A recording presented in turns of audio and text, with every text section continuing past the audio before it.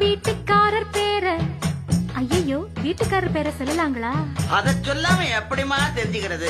அட சும்மா சொல்லுமா. வீட்டுக்காரர் பேரை சொன்னே ராசு குட்டி அவன் பேசுகிற பேச்சு எல்லாம் சீனி கட்டி. அட கண்ணு கழகா ஆளும் இருப்பாரே, நித்தம் கலர் கலராடை அணிவாரே. இப்போ எந்த திசையில்